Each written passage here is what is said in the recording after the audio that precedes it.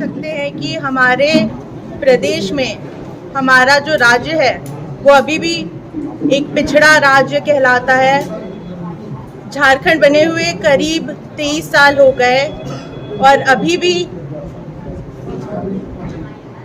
भारत में झारखंड में बेरोजगारियों की फौज खड़ी की जा सकती है कहा जाता है।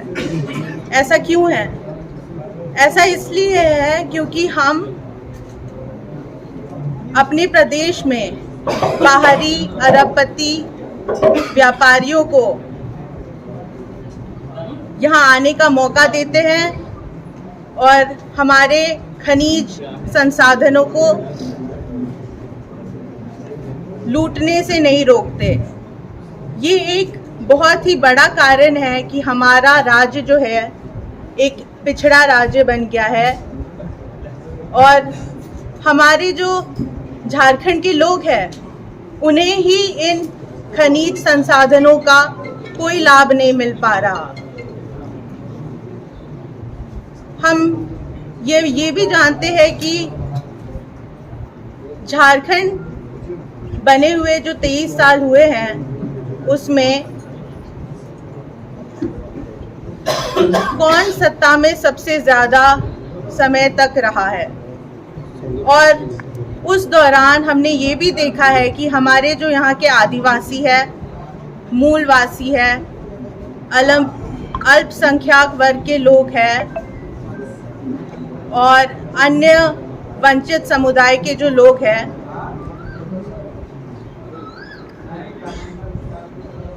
उनकी जो हक और अधिकार है उनको छीना गया है।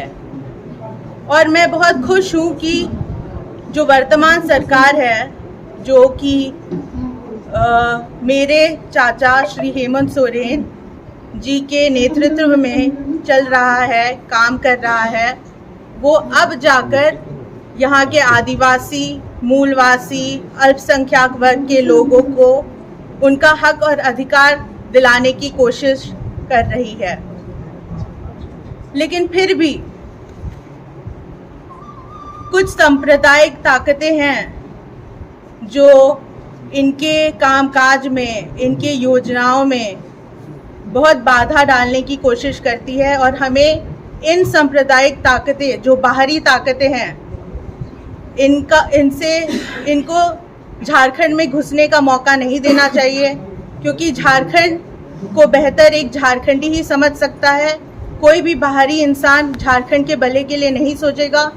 इसलिए हम झारखंड वासियों को ये इनिशिएटिव लेना चाहिए कि हम अपने आप में ही एक सामाजिक और आर्थिक रूप में विकास लाएं, झारखंड को और मजबूत बनाएं और मेरे पिता स्वर्गीय दुर्गा सोरेन जी के सपनों का झारखंड बनाएं। धन्यवाद। मैडम, लेकिन आपके पर आप जो बता रहे पार्टी संगठन की ओर से जो किया जा रहा है, क्या कुछ है उस बारे में बता दें विस्तार से। देखिए, आप सभी को मालूम है कि हमारी जो संगठन है ये सामाजिक संगठन है। इसे पार्टी का रूप हम अभी नहीं कह सकते हैं और सामाजिक संगठन होने के नाते हमें समाज के लिए काम करना है, समाज की बातों को सरकार तक पहुंचाना है। इसीलिए हमने कुछ अभी जो अनाउंसमेंट किया कि हम हेल्पलाइन नंबर को लॉन्च कर रहे हैं, जिससे आम नागरिक हम तक पहुंच सके अपनी समस्याओं को लेकर के, और हम उसे ट्विटर के माध्यम से प्लस हम अन्य माध्यम से, सोशल मीडिया के माध्यम से हो या फिर डायरेक्ट उनके पास पत्र के माध्यम से हो, हम उनके प्रॉब्लम को सॉल्व कर सके, क्योंकि हमारी पार्टी जो है वो सामाजिक पार्टी है, समाज से है और समाज के लिए है।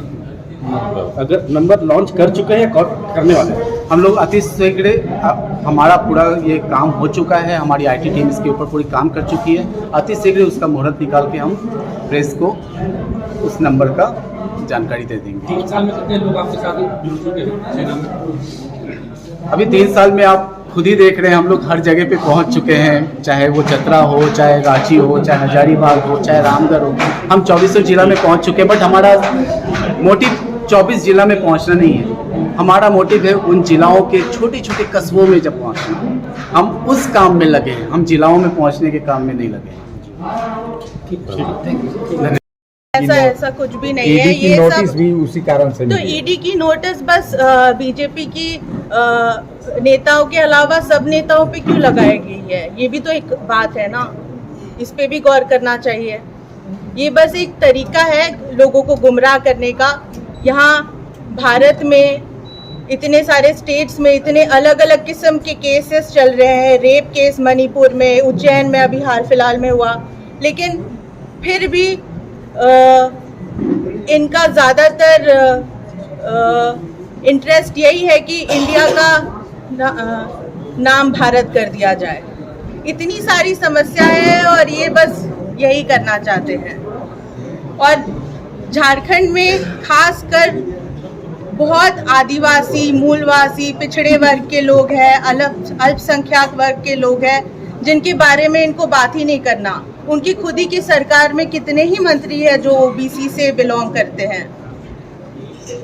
तो अगर हम लोग को अपने लिए, अपने लोगों के लिए अच्छा देखना है तो हमें अपने ही लोगों को ऐसी ताकत देनी चाहिए जो हमारे लिए सोचे, हमारा भला करे और गुमराह करने वाली बातों पे ध्यान नहीं देना चाहिए। 2023 है और आज डीएसएस का स्थापना दिवस है और आप सभी को मेरा अभिनंदन और शुभेच्छा। मैं बस यही कहना चाहती हूँ कि मैं बहुत ही खुश और गर्वित महसूस करती हूँ, क्योंकि डीएसएस जो है झारखंडी समाज में डीएसएस जो है झारखंडी समाज की सेवा में बहुत अच्छी तरह काम कर रही है और झारखंड वासियों के लिए काम कर रही है। और मेरे पिता स्वर्गीय दुर्गा सोरेन जी की नीतियों को लेकर हम आगे बढ़ रहे हैं।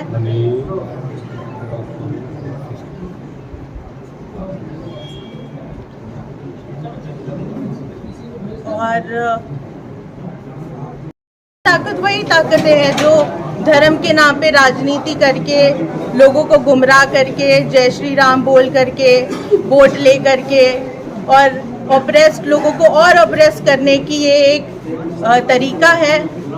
क्योंकि हम भी देखते हैं कि जो लोग धर्म के नाम पे राजनीति करते हैं वो खुद उस भगवान की तरह का एक रूप नहीं है। ये सब जानते हैं वो क्या करते हैं, कैसे पॉलिटिक्स करते हैं, कैसे लोगों जैसे अभी अब मणिपुर का ही हाल देख लीजिए। वहाँ की गवर्नमेंट ने बोला है कि वहाँ का कोई भी चित्र या वीडियो आप शेयर करने से बैन लगा दी गई है।